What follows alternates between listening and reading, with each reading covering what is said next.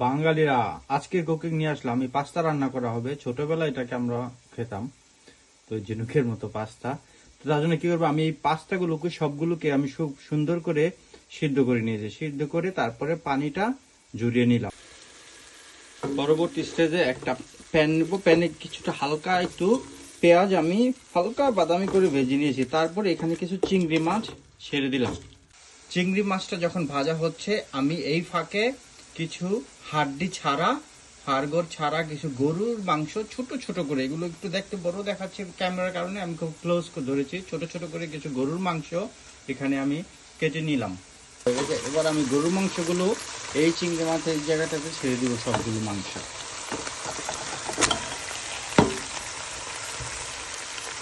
দিয়ে তারপরে এইভাবে এই গরুর মাংসটাও হালকা একটু ভাজবো।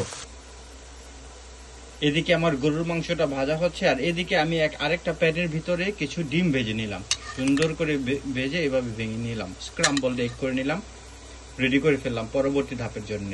গাজর সুন্দর করে, বড় একটা গাজর ছিল, এইভাবে কেটে নিলাম সুন্দর করে। এই গাজরগুলোকে আমার লাগবে, সেই সাথে গাজরের সাথে আমার আরো লাগবে কিছু বাংলাদেশি কিছু বরবটি।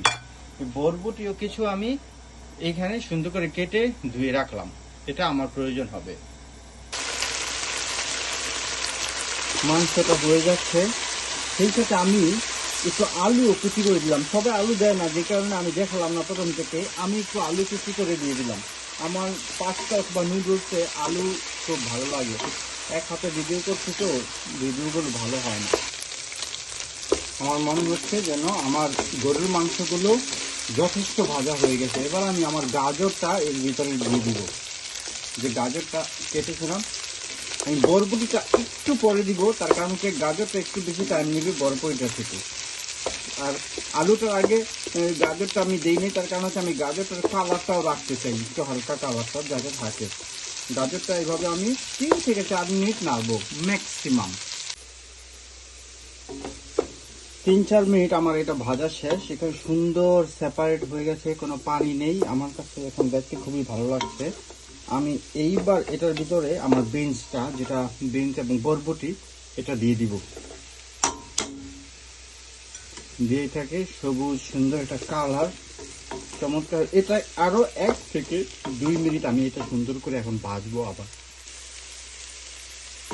1 থেকে 2 মিনিট ভাজা শেষ। এবার আমি আমার যে ডিমটা ছিল, ডিমের স্ক্রাম্বলড এগ, এই ডিমটা দিয়ে আবার নেড়ে দিব। এই ডিমটা দিয়েও আমি নেড়ে 1 মিনিটের মতো ভাজবো। জাস্ট একটু মিক্স করি 2 হাত দিয়ে। সুন্দর হয়ে মিক্স হয়ে গেছে। এবার আমি আমার কুক করা পাস্তাটা এখানে সব ঢেলে দিব। এখন তো চাকা থাকবে, আমি পাস্তাটা সিদ্ধ করে ঠান্ডা পানিতে ধুয়ে দিব। এখন একটু এরকম চাকা দেখা যাচ্ছে, বাট আমি এটা ভেঙে দিব। সুন্দর করে এটা ভেঙে যাবে, তারপর পরে নাড়তে হবে একটু। 10 সেকেন্ডের ভিতর আমি নেড়ে আবার দেখাচ্ছি। 10 সেকেন্ড পরে ফেরত আসলাম। আমি জাস্ট আসলে এক হাতে ক্যামেরা ধরে আরেক হাতে রেকর্ড করা ভেরি হার্ড, তো আমি এটা একটু নাড়লাম, মুভমেন্ট করলাম, এটা এইভাবে ভেঙে দিব। আমার পাস্তা অলমোস্ট হয়ে গেছে। আলাদা লবণ আমি দিচ্ছি না, তার কারণে আমি এইখানে সব কিছুতেই হালকা একটু লবণ আগে দিয়েছিলাম। আর পাস্তাটা যখন সিদ্ধ করলাম তখন আমার এখানে লবণ ছিল, তো পাস্তাটা যথেষ্ট লবণ আছে। এবার আমি হালকা করে একটু সয়া সস দিয়ে দিব। সবাই সয়া সস পছন্দ করে না, বাট আমি সয়া সসটাকে খুব পছন্দ করি। তো সয়া সসটা দিয়ে অল্প একটু সয়া সস দিয়ে এবার একটা মিক্স করে দেবো। আবার সুন্দর করে এটাকে নাড়াচাড়া করে নিব, তারপর রেডি হয়ে যাবে ফিনিশিং এর জন্য। আগে যেহেতু বললাম আমার পাস্তা প্রায় হয়ে গেছে, এবার আমি লাস্ট ফিনিশিং হবে গার্নিশ হিসাবে দিব কোরিয়ান্ডার। কোরিয়ান্ডারটা অপশনাল, বাট আমার কাছে কোরিয়ান্ডারের গ্রানটা খুব ভালো লাগে। কোরিয়ান্ডারটা কুচি কুচি করে কেটে এখন উপরে দিয়ে দিব।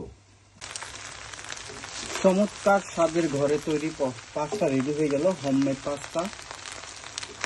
সুন্দর দেখতে হচ্ছে, টেক্সচারটা ভেরি নাইস, এবং এটা খেতে নাইস হবে আমি মোটামুটি শিওর। এখন এটা চুলা বন্ধ করে রেখে দিব, ঢাকনা দিয়ে রেখে দিব, ঠিক যেন আপনার পরিবেশনের আগ পর্যন্ত। মানে এটা রান্না শেষ, চুলা বন্ধ।